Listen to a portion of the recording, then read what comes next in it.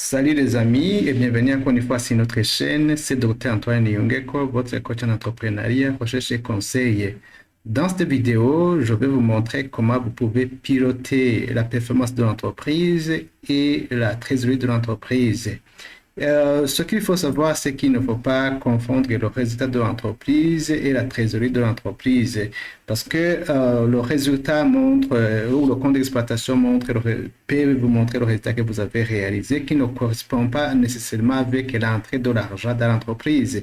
Alors que la trésorerie de l'entreprise ou le tableau de flux de trésorerie vous montre l'argent que l'entreprise a pu collecter au cours d'une période et comment cet argent a été utilisé au cours de cette période. Ici, je vais vous montrer que lorsque vous suivez correctement ou vous pilotez correctement la performance de l'entreprise et la trésorerie de l'entreprise, on va voir qu'il n'y a pas de correspondance. Une entreprise peut avoir un résultat positif, mais elle peut manquer de trésorerie. Et le pilotage de la trésorerie est très, très important, d'autant plus que c'est la trésorerie qui permet de payer les différents partenaires, tels que par exemple les employés, les actionnaires en termes de dividendes, les fournisseurs surtout, les fournisseurs et l'État, etc., les financiers, les banques, etc.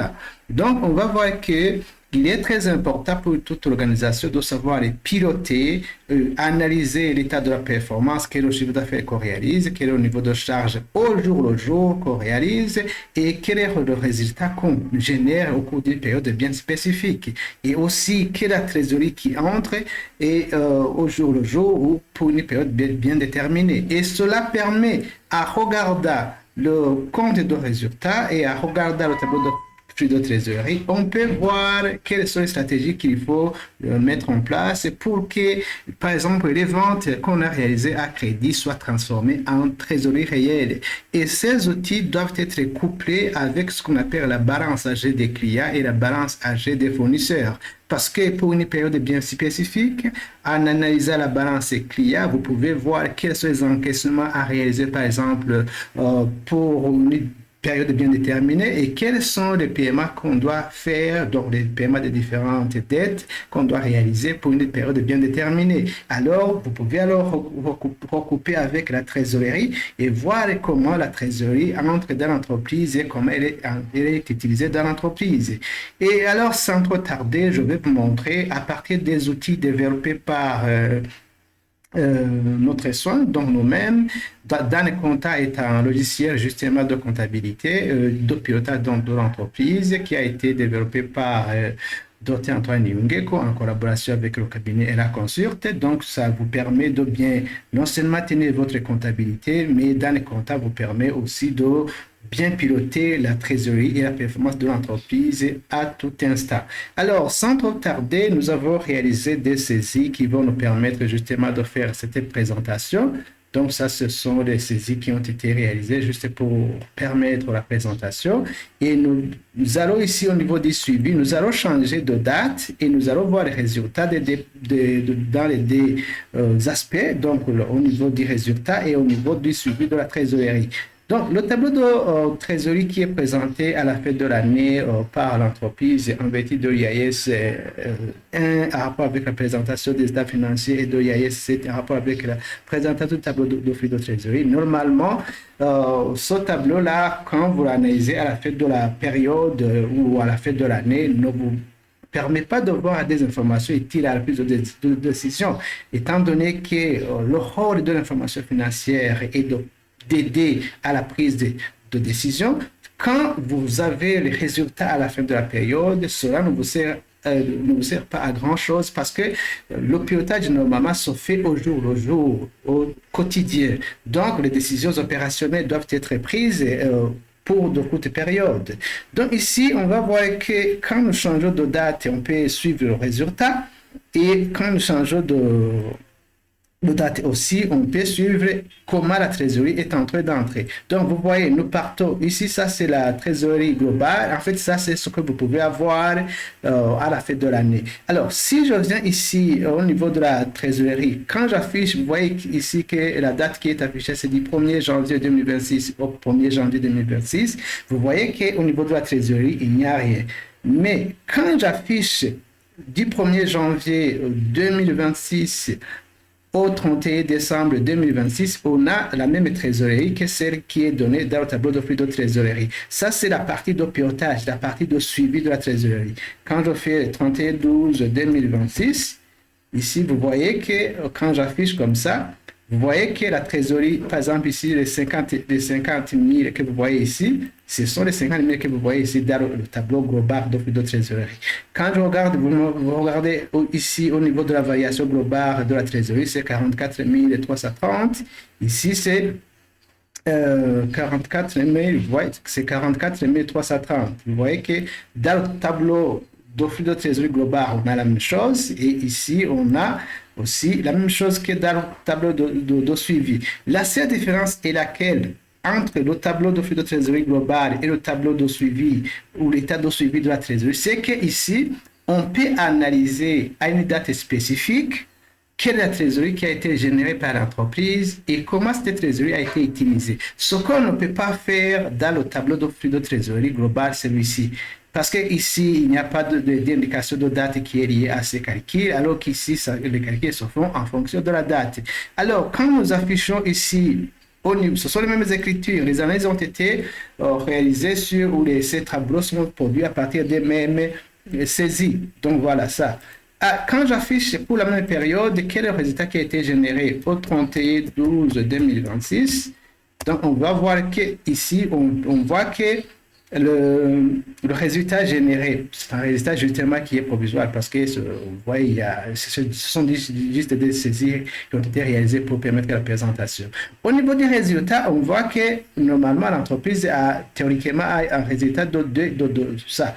Vous voyez ça, 2 552 950. Alors qu'au niveau de la trésorerie, l'entreprise, au cours de cette période, a généré 44 330. Donc, vous voyez qu'il y a une différence entre ce qu'on a au niveau du résultat, du tableau du compte d'exploitation, et ce qu'on a au niveau de la trésorerie. Alors, ici, quand je change de date ici, si par exemple on me pose la question, quelle est la trésorerie qui a été générée du 1er janvier au 31 janvier 2026? Ici, il suffit juste de changer la date, comme ça, et dans le 31 janvier 2026, et quand je fais calculer, on va voir la trésorerie qui a été générée par l'entreprise du 1er janvier 2026 au 31 janvier 2026. Ce qui n'est pas le cas justement quand nous utilisons le tableau de flux de trésorerie global. Donc, vous voyez que nous avons une trésorerie qui a été générée de 49 650. Et d'où provient cette trésorerie? Ici, nous voyons qu'il y a eu un encaissement de la part des clients. Donc, ça suppose qu'il y a des clients qui ont payé. Donc, c'est le même montant ici, vous voyez les 50. Et puis, il y a, ici, on a payé le personnel pour 2000. Et puis, on a payé aussi la TVA pour 3 000. Donc, tout ce qui est paiement, ça vient en diminution de la trésorerie. Et ici, on voit justement qu'il y a eu la libération du capital pour 2 000 et ce qui nous donne justement le total de 49 650. Mais quand nous affichons pour la même période au niveau des résultats, ici, on va mettre 31 janvier 2026. Donc, on voit que la vente qu'on a encaissée, c'est en fait la vente qui a été réalisée en janvier. Donc, les 50 millions que vous voyez ici, les 50 000, pardon, les 50 000 que nous voyons ici au niveau du suivi de la trésorerie, c'est l'encaissement de la part des clients qui a été réalisé en janvier. Mais la question qui se pose, qu'en est-il de février?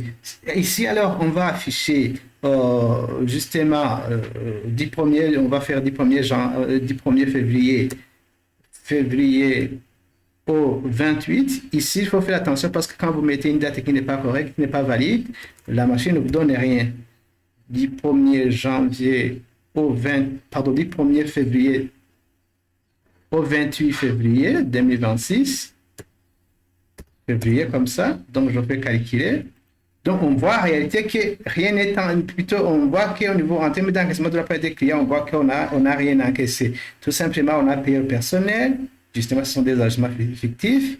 Et en termes de trésorerie, vous voyez qu'il y a eu réduction du capital en février, ce qui nous donne justement 4 000, soit une variation dont la trésorerie est entrée de 2100. Mais quand nous allons pour la même période au niveau du suivi des résultats, nous changeons de date. Ici, c'est du 1er janvier, pardon, du 1er février. 1er février, ici 1er février jusqu'au 28 février. Est-ce qu'on a vendu quelque chose? Est-ce que le 28 février? Donc, vous voyez que quand nous regardons au niveau du compte de résultat, on voit que rien n'a été fait. Pour ça, justement, c'est à partir de l'analyse des données qu'on a réalisé. C'est juste des données fictives, comme je vous l'ai dit.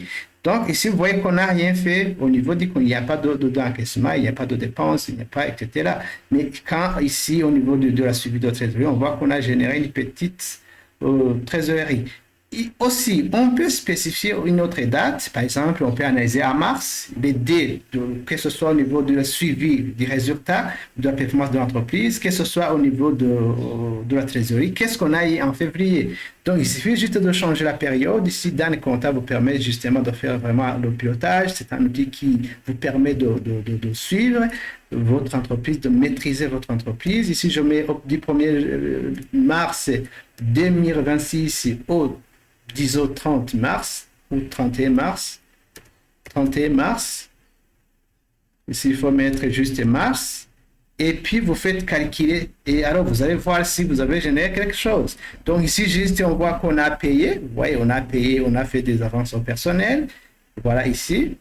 Et on a aussi remboursé le crédit. Et aussi, vous voyez, on a juste fait encaisser quelque chose en termes d'action, à l'émission de l'action. Ici, vous voyez qu'on a dégagé une trésorerie qui est négative. Parce que ici, vous voyez, on a moins 4200.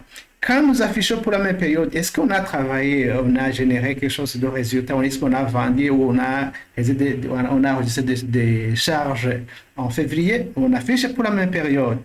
Donc ici, je viens ici, je mets ce 1er mars. 1er mars, donc au 31 mars. Voyons si on a fait quelque chose. S'il y avait des activités en mars, 31 mars. Donc, vous voyez qu'en mars aussi, on n'a rien fait. Donc, vous voyez que c'est vide.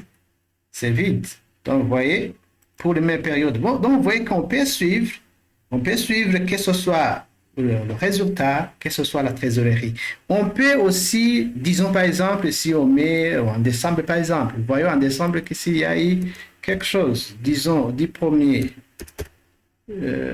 décembre 2026 au 31 décembre 2026. Est-ce qu'on a généré de la trésorerie? Vous voyez, je clique sur analyser. Donc, vous voyez que on a juste fait le paiement. Oui, on a payé, on a procédé au paiement pour l'acquisition des immobilisations corporelles et on a aussi fait le paiement pour l'acquisition des immobilisations financières, par exemple les placements, les titres de placement. Donc, ce qui dégage une trésorerie négative de ça, de moins 11. Et puis, on a aussi contracté un emprunt. Vous voyez ici, ça c'est côté investissement. Côté opérationnel, vous voyez qu'il n'y a rien. Côté opérationnel, il n'y a rien. Mais côté investissement, vous voyez qu'on a décaissé justement 11 000, sur les 5 000 sur l'acquisition d'immobilisation corporelle et incorporelle et les 6 000 pour l'acquisition des immobilisations financières, telles que les placements. Et on voit qu'on a contracté un crédit. Hein, vous voyez, on a contracté un crédit. Un prêt provenant de l'encaissement provenant de l'emprunt bancaire de 15 000. Donc, vous voyez que la différence, le net de trésorerie entrée à l'entreprise, c'est de 4. Vous voyez, c'est les 15 encaissés de la part de l'emprunt, moins les 11 000 qui ont été décaissés pour acquérir les immobilisations corporelles et incorporées, ainsi que les immobilisations financières. Côté résultat, justement, nous allons suivre le résultat. Nous mettons du 1er janvier, du 1er décembre, pardon, au 31 décembre. Je mets ici décembre. Est-ce qu'on a travaillé au niveau du résultat? Là aussi, vous voyez qu'il n'y a rien. Vous voyez qu'il n'y a rien. Donc voilà, donc vous voyez que quand vous faites un bon suivi, donc il y a lieu de suivre, d'individualiser justement le suivi de la trésorerie et le suivi du compte d'exploitation à des dates bien spécifiques. Et cela est possible grâce à Dan Compta, qui est un logiciel de comptabilité qui a été développé justement pour intégrer les dimensions de gestion de pilotage de l'entreprise. Donc voilà, c'est ça que je voulais vous montrer. Ici, vous pouvez vous-même apprendre comment faire ça. Donc, ce sont des analyses qui sont réalisées à partir justement de la base de données. Donc, ce n'est pas parce qu'on a utilisé dans les comptables, vous pouvez aussi, et justement, à partir de votre journal, faire ces analyses. Il suffit de savoir programmer tout cela. Donc voilà les amis, c'est ça que je voulais vous montrer. Je voulais vous montrer comment vous pouvez piloter la performance de l'entreprise au quotidien et comment vous pouvez suivre la trésorerie de l'entreprise au quotidien, étant donné qu'une entreprise peut réaliser même des bénéfices, mais quand elle manque de trésorerie, elle peut fermer les portes parce qu'elle ne pourra pas payer le personnel, payer les employés, payer les fournisseurs, et alors du coup, elle peut être contrainte à fermer les portes. Donc voilà les amis, c'est ça que je voulais vous montrer. Merci d'avoir regardé cette vidéo. Si la vidéo vous a intéressé, n'hésitez pas de liker, de la partager. Et si vous n'êtes pas abonné à notre chaîne, n'hésitez pas de vous abonner pour ne pas rater les prochaines vidéos. Et si vous avez aussi besoin de donner contact, il suffit de nous contacter. Alors, on va vous donner ce logiciel. À la prochaine vidéo. Bye.